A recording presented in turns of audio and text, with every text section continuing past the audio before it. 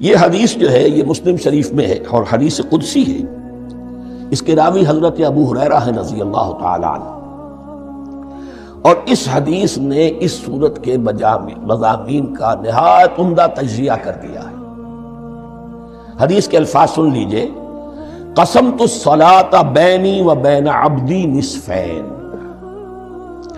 اللہ تعالیٰ فرما رہے ہیں، حدیث قدسی ہے، میں نے نماز کو، صلاۃ کو اپنے اور اپنے بندے کے درمیان آدھا آدھا تقسیم کر لیا.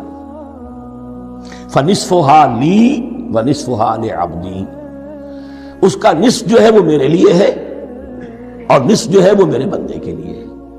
وَلِعَبْدِي مَا سَأَلَ. اور جو میرے بندے نے مانگا میں اسے دوں گا، میرا وعدہ ہے یا میں نے اسے دیا. اس کے بعد اس کی تفصیل آتی ہے. اذا قال العبد، جب بندہ کہتا ہے الحمدللہ رب العالمین، قال اللہ حمدنی عبدی. جب بندہ کہتا ہے الحمدللہ رب العالمین، اللہ فرماتا ہے میرے بندے نے میری حمد کی. وَإِذَا قَالَ الرحمن الرحیم قال اللہ اثنى علی عبدی. جب بندہ کہتا ہے الرحمن الرحیم، اللہ فرماتا ہے میرے بندے نے میری ثنا کی. وَإِذَا قَالَ مَالِكَ يَوْمِ الدِّينِ قال اللہ تعالی مجدنی عبدی. میرے بندے نے میری تمجید بیان کی، میری بزرگی بیان کی. اب یہ تین آیتیں ہو گئیں، تینوں میں اللہ کی حمد ہے، ثنا ہے، تمجید ہے. یہ تین آیتیں خالص اللہ کے لیے ہو گئی. اب چوتھی آیت آئی، ایاک نعبد و ایاک نستعین. اس کے بارے میں جب بندہ کہتا ہے اذا قال العبد ایاک نعبد و ایاک نستعین قال اللہ تعالی ھذا ما بینی و بین عبدی ولعبدی ما سأل. یہ میرے اور میرے بندے کے درمیان ہے. یہ تو یوں سمجھیے کہ یہ گرہ لگ گئی ہے میرے اور میرے بندے کے مابین. اس نے مجھ سے قول و قرار کیا ہے، اس نے میری بندگی کا اعتراف کیا ہے، اس نے تسلیم کیا ہے کہ میری ہی بندگی کرتا ہے اور کرے گا، اور مجھ سے مدد چاہیے. ھذا ما بینی و بین عبدی. یہ معاہدہ ہے. معاہدہ دو فریقوں کے مابین ہوتا، یہ میرے اور میرے بندے کے مابین ہے. وَلِعَبْدِي مَا سَأَلَ. اور میں نے اپنے بندے کو دیا جو اس نے مانگا. وہ میری مدد چاہتا ہے، میری مدد اس کے شامل حال رہے گی. فَإِذَا قَالَ. اور جب بندہ کہتا ہے اهْدِنَا الصِّرَاطَ الْمُسْتَقِيمَ صِرَاطَ الَّذِينَ أَنْعَمْتَ عَلَيْهِمْ غَيْرِ الْمَغْضُوبِ عَلَيْهِمْ وَلَا الضَّالِّينَ قال اللہ تعالی ھذا لعبدی ولعبدی ما سأل.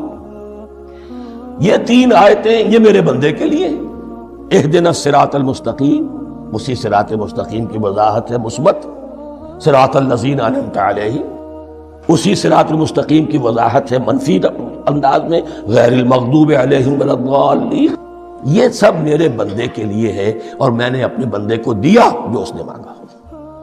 اس کو میں نے ایک مرتبہ یہ ترازو کی شکل میں اس کو لکھوایا تھا. دیکھیے یہ ایاک نعبد و ایاک نستعین، یہ ہے وہ ترازی کی وہ ڈنڈی. واو جو ہے ایاک نعبد و ایاک نستعین، واو جو ہے گویا کہ وہ مٹھ ہے جس سے کہ ترازو کو پکڑا جاتا ہے. ادھر ایک پلڑا ہے جس کی تین آیتیں ہیں، الحمدللہ رب العالمین الرحمن الرحیم مالک یوم الدین. اس کا نتیجہ کیا نکلا؟ ایاک نعبد. آپ نے شاید یہ سنا بھی ہو، ایک بہت ہی عمدہ قرات کا جو ریکارڈ ہے قاری عبدالباسط عبدالصمد کا، وہ یہیں سے چل کر سورہ فاتحہ کی قرات کر کے ایاک نعبد پر آ کر رکتا ہے. الحمدللہ رب العالمین الرحمن الرحیم مالک یوم الدین ایاک نعبد. گویا کہ یہاں یہ صورت بالکل ہاف ہو گئی ہے. تین آیتوں میں اللہ کی حمد ہے، ثنا ہے، تمجید ہے، جس کا نتیجہ ہم تیری ہی بندگی کرتے ہیں، تیری ہی اطاعت کریں گے. لیکن اب اس کے بعد سوال ایاک نستعین، اسی کی جو استعانت کیا درکار ہے ہمیں؟ ہدایت. ہدایت سب سے بڑی استعانت ہے، ہدایت ہی تو سب سے بڑی مدد ہے. اهدنا الصراط المستقیم صراط الذین انعمت علیہم غیر المغضوب علیہم ولا الضالین.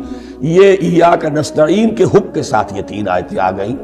اهدنا الصراط المستقیم صراط الذین انعمت علیہم غیر المغضوب علیہم ولا الضالین. قسمت الصلاۃ بینی و بین عبدی نصفین فنصفها لی ونصفها لعبدی ولعبدی ما سأل۔ اللہ تعالیٰ اس سورہ فاتحہ کا جو اصل مفہوم ہے وہ بھی ہمارے ذہنوں پر، ہمارے شعور کی سطح پر اسے اجاگر کیے رکھے، ہمیں توفیق دے کہ جب بھی پڑھیں، جب بھی سنیں تو وہ کیفیت اگر ہو جائے۔ اس لیے کہ ایک حدیث ہے کہ الصلاۃ معراج المومنین، نماز تو اہل ایمان کے حق میں معراج کے درجے میں ہے۔ اس حوالے سے ہم یہ سمجھ سکتے ہیں کہ کوئی وقت ایسا آ سکتا ہے